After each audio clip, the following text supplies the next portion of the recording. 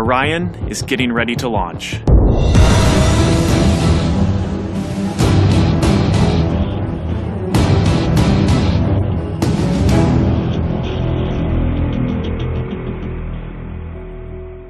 My name is Kelly Smith, and I work on navigation and guidance for Orion. Orion is NASA's next-generation spacecraft. Built with versatility in mind, it can take astronauts deeper into space than we've ever gone before, to an asteroid or even onto Mars.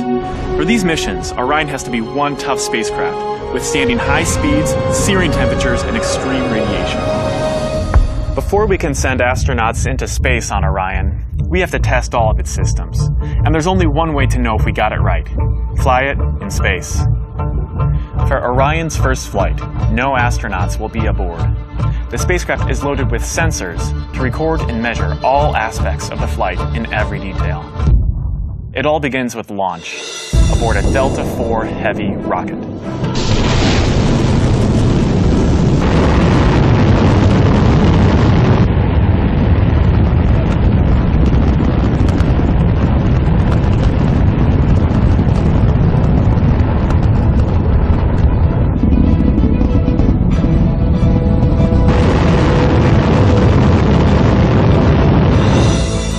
As it punches into Earth orbit, Orion will jettison its launch abort system.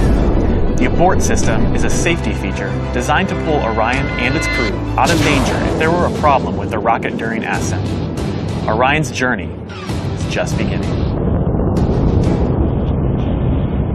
As the spacecraft and the upper stage begin their first lap around Earth, Mission Control in Houston is monitoring the progress of the flight.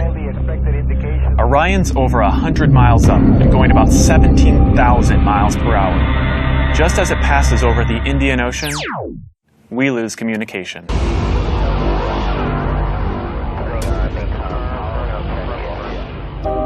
This is expected. The communications link we have through satellites to Orion is momentarily lost, but Orion continues to receive and process data.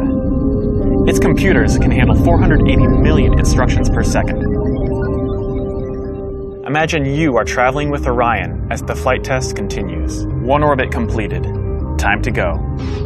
The upper stage of the rocket fires again. Like the setup for a roller coaster ride, this is the big climb we've been waiting for.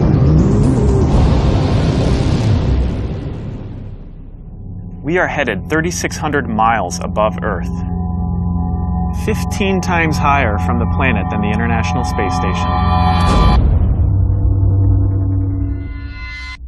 As we get further away from Earth, we'll pass through the Van Allen belts, an area of dangerous radiation.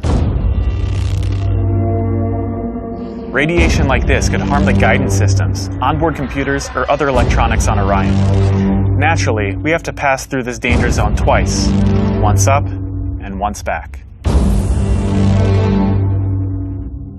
But Orion has protection. Shielding will be put to the test as the vehicle cuts through the waves of radiation. Sensors aboard will record radiation levels for scientists to study. We must solve these challenges before we send people through this region of space. For this flight, it's time to head home. The upper stage of the rocket triggers separation. Orion's jets fire to turn it into the proper position to re-enter Earth's atmosphere. No matter what happens now, we're coming in. 75 miles above Earth, the spacecraft enters the atmosphere. Things happen quickly. We're now traveling more than 20,000 miles per hour. Air particles pushed out of the way heat up. An envelope of hot plasma surrounds the vehicle as it plummets towards Earth.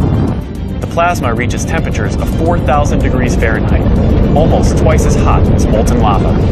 This may be the most dangerous part of the flight. Mission Control is monitoring all the data from the spacecraft, and then we lose communication again.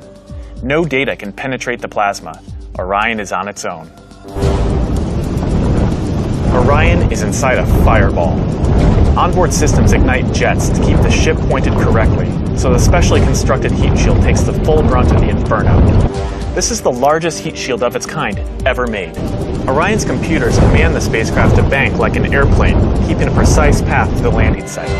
Even though we've slowed from 20,000 miles per hour to about 300 miles per hour, we're still traveling amazingly fast. We must slow down to safely land in the ocean. Luckily, we have parachutes. Specially designed for Orion, the parachutes help us hit the brakes, but not too quickly. One day people will be aboard, so deceleration must happen in stages to keep things comfortable for the crew. The forward bay cover jettisons.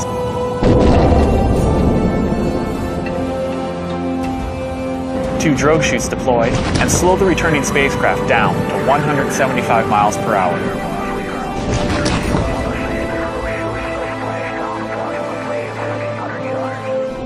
Then, the three main parachutes open.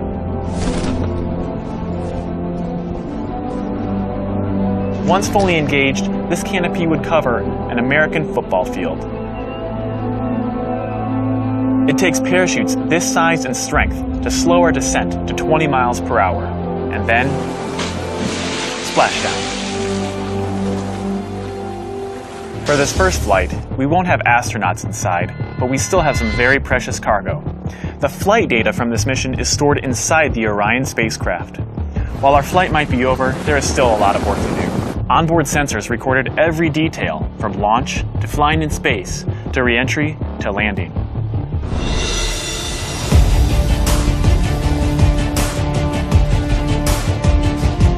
Flight tests are difficult and complex, but they give us confidence that the systems we have designed work under real flight conditions.